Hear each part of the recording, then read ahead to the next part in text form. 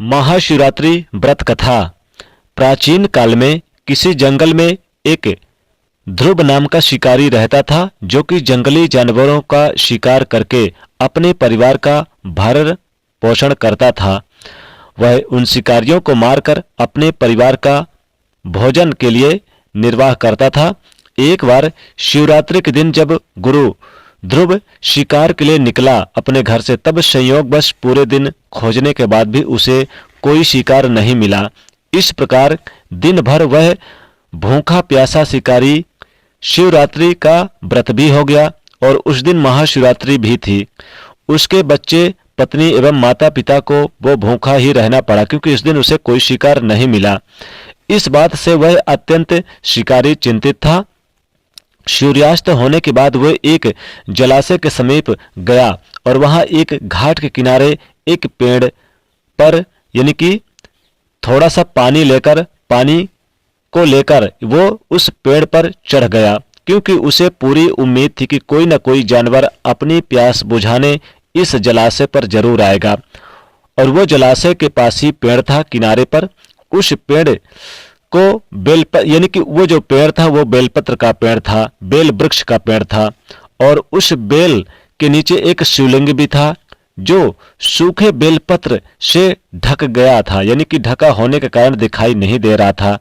रात्रि भर पहला पहर बीतने से पहले एक हिरणी यहाँ पानी पीने के लिए आई। उसे उसके हाथ शिकारी ने उसे देखा और धनुष पर बाण चढ़ाया साधा, और फिर उसके हाथ के धक्के लगने से कुछ पत्ते, जो बेल वृक्ष के पत्ते थे, वो गिरकर कुछ बूंदे पानी भी जो उससे साथ लेकर उसने चढ़ा था उस पेड़ पर, वो पानी और बेलपत्र उस शिवलिंग पर, जो नीचे शिवलिंग थे, उन पर जाकर गिर गए, यानी कि चढ़ गए। यानी कि अनजाने में शिकारी के पहले पहर की पूजा भी हो गई, और चूंकि कुछ भी खाया नहीं था तो व्रत भी चल रहा था। तो पत्तों की आवाज से हिरणी ने जब देखा तो भयभीत हो गई। शिकारी से कांपते हुए बोलती है, मुझे मत मारो। शिकारी ने कहा, मैं और मेरा परिवार अत्यंत भूखा है, इसीलिए तुम्हें नहीं छोड़ सकता। हिरणी भयभीत होकर शिकारी से जीवन याचना करने लगी। बोली, मेरे छोटे छोटे बच्चे हैं और मेरे वापस लौटने का इंतजार कर रहे हैं। मैं उन्हें अपने पति को सौंप कर फिर आऊंगी और तुम फिर मुझे मार देना। बस इतना समय मुझे दे दो, थोड़े से समय दे दो। वो बोल ही रही थी, यानी कि तुम मुझ पर विश्वास करो, मुझ पर दया करो, मैं शीघ्र ही लौट आऊंगी। अगर मैं लौट कर ना आऊं तो मुझे पाप लगेगा, वो विश्वासघाती पाप लगेगा मुझे। ऐसा यानी कि वचन देकर वो हिरणी से बोला कि तुम चली जाओ, क्योंकि उसने विश्वास दिलाया कि अगर मैं ना आऊं तो विश्वासघाती हो जाऊं। शिवद्रोही को जो पाप लगता है वही पाप यानी कि मुझे लगे। तो शिकारी ने उसे जाने दिया और हिरणी वहां से चली गई।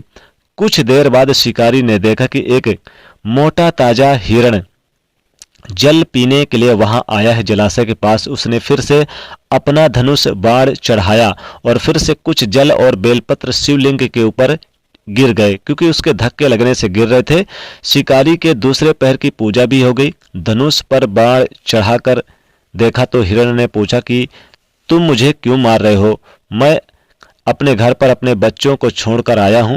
मुझे इतना समय दे दो कि मैं अपने बच्चों को धैर्य देकर शीघ्र लौट आऊं।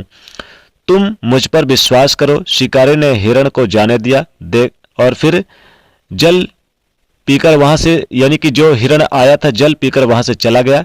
अब दोनों हिरण घर जाकर इकट्ठे हुए तो अपना अपना वृत्तांत एक दूसरे को सुनाते हुए बोले, हमें जल्दी ही शिकारी के पास लौटना है। अपने बच्चों को धैर्य देकर जब वो चलने को तैयार हुए तो सबसे पहले हिरणी बोली कि मैं शिकारी के पास जाऊंगी, आप मेरे बच्चों का ख्याल रखना। हिरणी की बात सुनकर हिरण बोला, माँ के बिना बच्चों का कोई नहीं संभाल सकता, इसलिए तुम यहीं रहो, मैं शिकारी के पास जाऊंगा। तब हिरणी बोली, पति के बिना पत्नी के कैसे जीवन? आपकी मृत्यु के बाद मैं कैसे जीवित रहूंगी?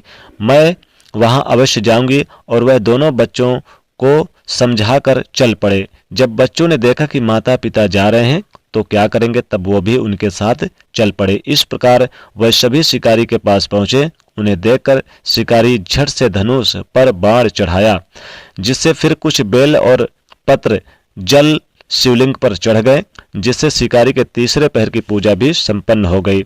उसके दुर्लभ यानी कि जो दुष्कर्म थे वो नष्ट हो गए थे और उसे ज्ञान की प्राप्ति हुई। हिरण ने कहा, हम सभी उपस्थित हैं, आप हमारा वध करके अपने परिवार के भूख को मिटाइए। तब भगवान शंकर जी की कृपा प्राप्त और ज्ञान के द्वारा शिकारी सोचने लगा, मुझसे तो अज्ञानी पशु ही धन्य है, जो कि परोपकार परायण होकर अपना शरीर दे रहे हैं, और मैं मनुष्य जन्म पाकर भी हत्यारा बन चुका हूँ। ये सोचकर शिकारी बोला, तुम सभी धन्य हो, तुम्हारा जीवन सफल हो जाए, मैं तुम्हें नहीं मारता हूँ, तुम निर्भय होकर यहाँ से जाओ। शिकारी के ऐसा कहते ही स्वयं भोलेनाथ वहां प्रकट हो गए। बोले, मैं तुमसे प्रसन्न हूँ, मन चाहा वर मांग लो। ये सुनकर शिकारी भगवान के चरणों में गिर पड़ा, आंखों से आंसू बहने लगे। भगवान शंकर ने उसे सुख समृद्धि का वरदान देकर गुरु नाम प्रदान किया। दोस्तों, ये वही गुरु था जिसके साथ भगवान श्री राम ने मित्रता करी थी। तो दोस्तों, कैसे लगी आपको ये भगवान शिव की कहानी, महाशिवरात्रि व्रत कथा? महाशिवरात्रि व्रत की कहानी सुनने के बाद आप इस वीडियो में कमेंट जरूर करें, हर हर महादेव लिखें, और वीडियो को लाइक और ज़्यादा से ज़्यादा शेयर करें। जय महादेव।